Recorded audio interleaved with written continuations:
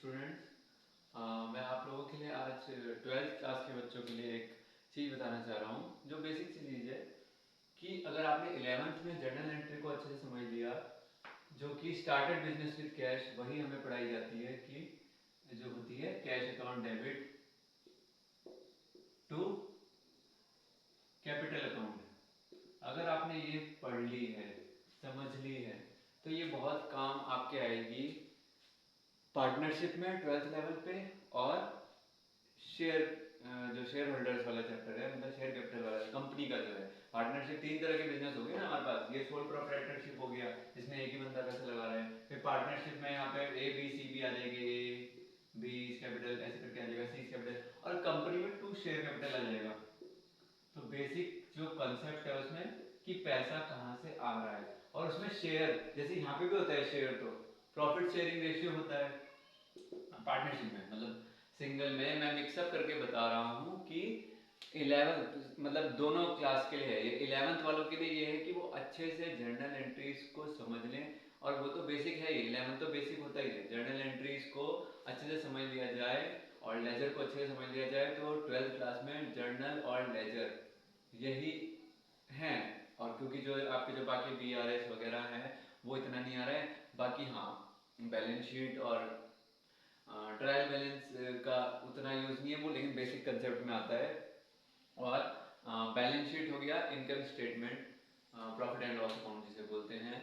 तो और कंपनी का आप 12th क्लास के बच्चों, आप ये समझ लीजिए कि बैलेंस शीट का फॉर्मेट और पी एंड एल अकाउंट, मतलब जो statement of profit and loss account है, उसको आप अच्छे से समझ लीजिए। वो आपकी जो रेशियो एनालिसिस वाली बुक है, जो फाइनेंशियल एनालिसिस है उसके लिए। और दूसरा जो शेयर होल्डर्स वाली जो बुक है, उसमें जो एक्सट्रैक्ट आता है शेयर होल्डर्स फंड, जो एक टॉपिक जो बैलेंस शीट का इक्विटी एंड लायबिलिटीज जो है, इक्विटी एंड लायबिलिटीज जो हमारा टॉपिक है, equity and liabilities topic in the sense कि ये बैलेंस शीट का एक पार्ट है। इसका टोटल और जो एसेट्स का टोटल बराबर आना चाहिए। जैसे 11th में हम पढ़ते हैं कि asset is equals to capital plus liability, मतलब ये अकाउंटिंग इक्वेशन। तो अकाउंटिंग इक्वेशन भी बहुत इंपॉर्टेंट है। मतलब 3 चैप्टर तो आप मेरी तरफ से तो आप समझ ही लीजिए।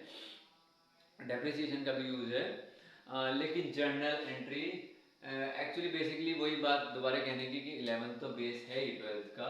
लेकिन अगर आप इसको ये समझें कि एक तो कैपिटल की बात हो रही है कि एक अकेला पर्सन बंदा पैसा लगा रहा है किसी बिजनेस में, फिर पार्टनरशिप में आ जाता है दो हैं या तीन हो सकते हैं। और जब शेयर्स कैपिटल की बात आती है, कंपनी कंपनी मतलब और बड़ी होगी, और बड़ा बिजनेस फैल गया हमारा, तो एक दो तीन चार पाँच छः सात आठ, उसमें मतलब हजारों शेयर्स की बात हो जाएगी फिर, क्योंकि वो कंपनी बड़ी हो गई। तो वहां पर आपको मतलब ये, और एक आप गोल्डन रूल्स जो है आपके अभी से 11th क्लास के बच्चों, मतलब जो बच्चे सोचते हैं कि 11th में कुछ नहीं करने की जरूरत है, क्योंकि 11th तो जैसे बच्चे 9th को नहीं लेते सीरियस, लेकिन 9th और 10th तो 11th वाले बच्चे देख कर आ चुके हैं, उसको फेस कर चुके हैं। तो उनको ये ध्यान में रखना चाहिए कि 12th बेस है। और उसके बाद आप ग्रेजुएशन में भी कुछ बीबीए, बीकॉम जो भी करते हैं और भी एमबीए वगैरह करेंगे, तो अकाउंटिंग पॉइंट ऑफ व्यू से जर्नल एंट्रीज बहुत इंपॉर्टेंट है।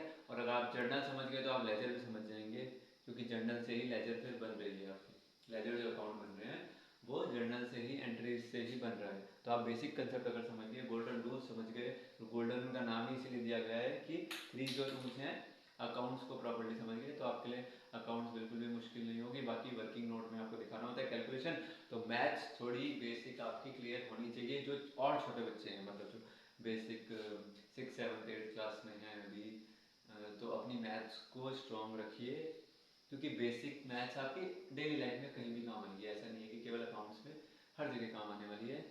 तो अभी मैं इतना ही बोलना चाह रहा हूँ कि 11th के बच्चों, स्टूडेंट्स, जर्नल एंट्री और लेजर पे विशेष तौर पे ध्यान दीजिए। अकाउंटिंग इक्वेशन भी उसी का पार्ट है, मतलब कि उसी अ, वो लॉजिक सेम है, बस उसको रिप्रेजेंट करने का। अकाउंटिंग इक्वेशन में हम ऐसे मतलब इसकी इक्वेशन की फॉर्म में करते हैं। वहाँ पर हम जब जर्नल एंट्री आती है तो डेबिट और क्रेडिट की बात आ जाती है। तो आप अगर लॉजिक समझ रहे हो, बेसिकली प्लस माइनस ही है वो, बस उसको डेबिट क्रेडिट का नाम दिया गया है। और वो अलग अलग अकाउंट्स की वजह से, क्योंकि अगर आप अकाउंटिंग की डेफिनेशन में पढ़ेंगे कि क्लासिफिकेशन तो क्लासिफिकेशन मतलब फिर अकाउंट्स अलग अलग बन जाते हैं, क्योंकि ग्रुप्स बनाना अलग अलग ज़रूरी है, तभी हम उसको अच्छे से एनालाइज कर पाएंगे। एनालाइज क्योंकि हम बना क्यों रहे हैं, एनालाइज करने के लिए, फिर उसमें उसके बाद हम डिसीजन लेंगे। तो अकाउंटिंग होनी बहुत ज़रूरी है। फिलहाल इतना ही, आगे और वीडियो में और चीज़ मैं शेयर करूँगा, वीडियो बनाऊँगा। तो थैंक यू सो मच मुझे सुनने के लिए। और ज़्यादा कुछ लिखा नहीं है, बस एक समझाने की कोशिश है मेरे शब्दों से, मेरे थोड़े एक्सप्रेशन से, जो आप समझ पाए हों। और भी किसी की कोई क्वेरी हो तो बताइएगा। बाकी मैं 11th 12th की अकाउंट